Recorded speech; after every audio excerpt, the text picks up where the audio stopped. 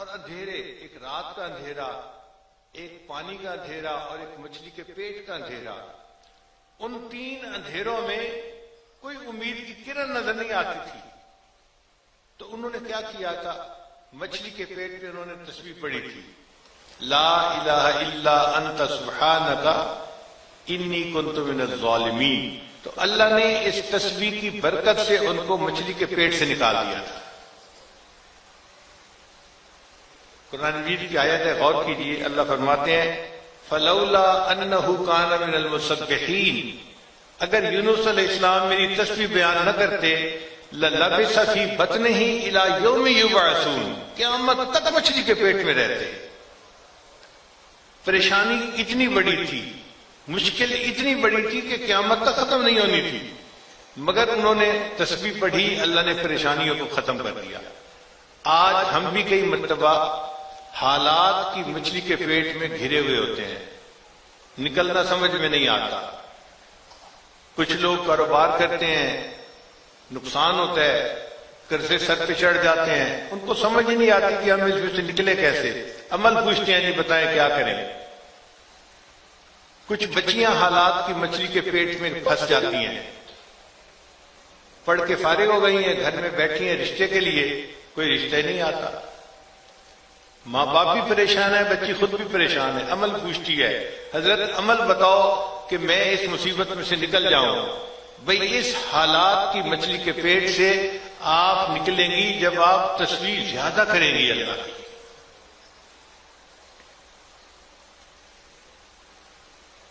کئی مرتبہ بچی کی شادی ہو گئی، اولاد نہیں ہوتی، ڈاکٹر کہتے ہیں سب کچھ ٹھیک ہے بس دعا کرو. اب عورت پریشان کرے تو کیا کرے؟ پوچھتی ہے کہ مجھے کوئی عمل بتا دو. بھئی عمل امام بخاری بتا گئے آپ کو کہ آپ تسبیح پڑھیں گی، اللہ تعالیٰ اس تسبیح کی برکت سے ان حالات کی مچھلی کے پیٹ سے آپ کو نکال دیں گے.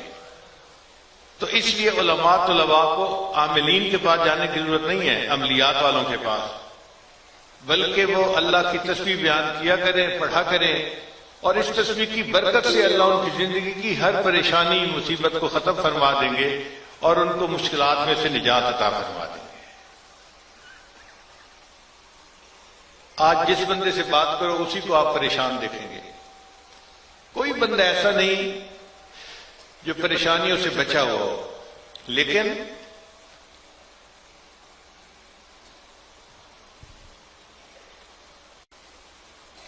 ایک بات ذہن میں رکھیے گا کہ پریشانی حالات کی وجہ سے نہیں آتی، پریشانی خیالات کی وجہ سے آتی ہے. پریشانی حالات کی وجہ سے نہیں آتی، پریشانی خیالات کی وجہ سے آتی ہے. کئی لوگ بڑے برے حالات میں ہوتے ہیں، بہت مشکلات میں ہوتے ہیں، مگر ان کے عزم جوان ہوتے ہیں، ان کے اندر ہمت بلند ہوتی ہے، ان کا جذبہ جوان ہوتا ہے، اور وہ اللہ کی یاد میں زندگی گزار رہے ہوتے ہیں. جیلوں میں ہوتے ہیں، ہتھکڑیاں لگی ہوتی ہیں، مگر پھر بھی ان کے دل پریشان نہیں ہوتے، پرسکون ہوتے ہیں. ایک بزرگ کسی نے کہا کہ حضرت آپ جیل میں چلے گئے، آپ کو حاکم وقت نے قید کر دیا. ان کا بھائی میں مصیبت میں گرفتار ہوا ہوں، الحمدللہ معصیت میں گرفتار نہیں ہوا. تو وہ برے حالات میں بھی پرسکون ہوتے ہیں، اس لیے کہ ان کی سوچ اچھی ہوتی ہے. اور جن لوگوں کی سوچ اچھی نہیں ہوتی وہ خواہ مخواہ منفی سوچیں سوچنا شروع کر دیتے ہیں. یہ ایسے ہے، یہ ایسے ہے، یہ ایسے ہے. کئی نوجوان بچے ہمارے پاس آتے ہیں، حضرت اب تو خودکشی کرنے کو دل کرتا ہے، سوئسائیڈل کیس ہوتے ہیں.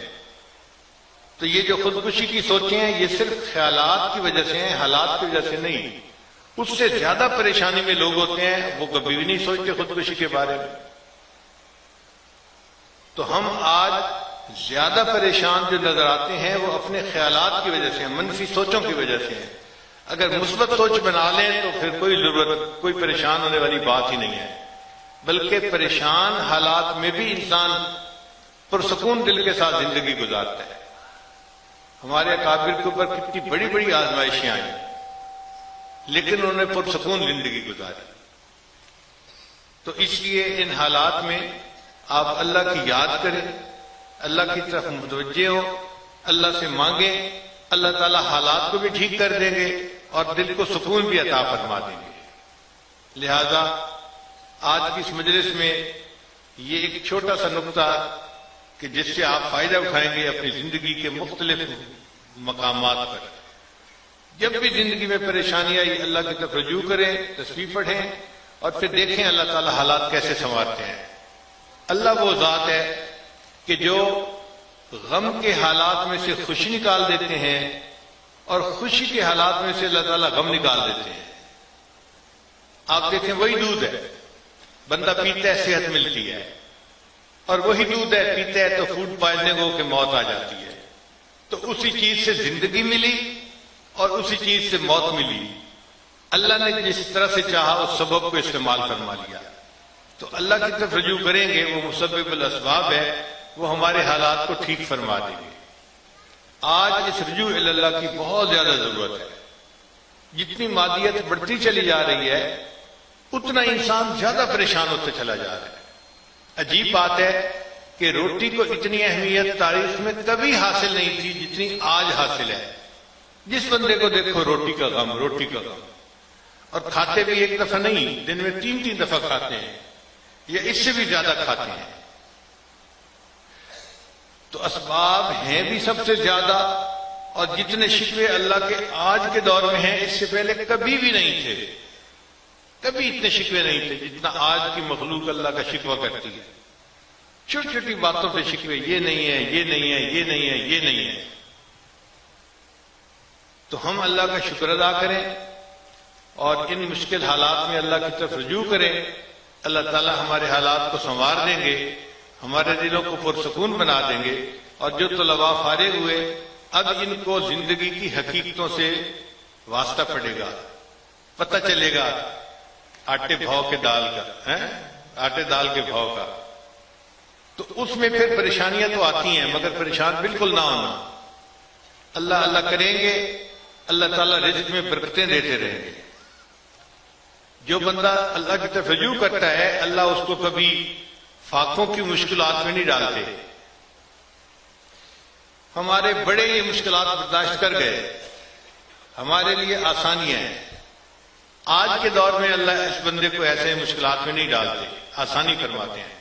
ہم اگر مشکلات میں پڑتے ہیں تو اپنے گناہوں کی وجہ سے پڑتے ہیں۔ وَمَنْ أَعْرَضَ عَنْ ذِكْرِي فَإِنَّ لَهُ مَعِيشَةً ضَنْكًا، جو میرے قرآن سے اعراض کرے گا ہم اس کی معیشت کو تنگ کر دیں گے۔ آج ہم قرآن سے اعراض کرتے ہیں، دیکھو معیشت تنگ ہے یا نہیں۔ نوکری والے ہیں تو بھی پریشان، کاروبار والے ہیں تو بھی پریشان، گھر کے جتنے بندے ہیں سب کے سب نوکریاں کرتے ہیں پھر بھی پریشان۔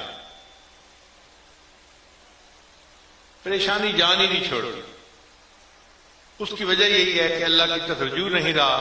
ہم اللہ کی طرف رجوع کریں، اللہ تعالیٰ ہمارے حالات کو سنوار دیں گے اور مشکلات میں سے اللہ تعالیٰ ہمارے لیے آسانیاں نکال دیں گے۔ ان مع العسر یسرا، ان مع العسر یسرا، عسر کے بعد یسر ہوتی ہے۔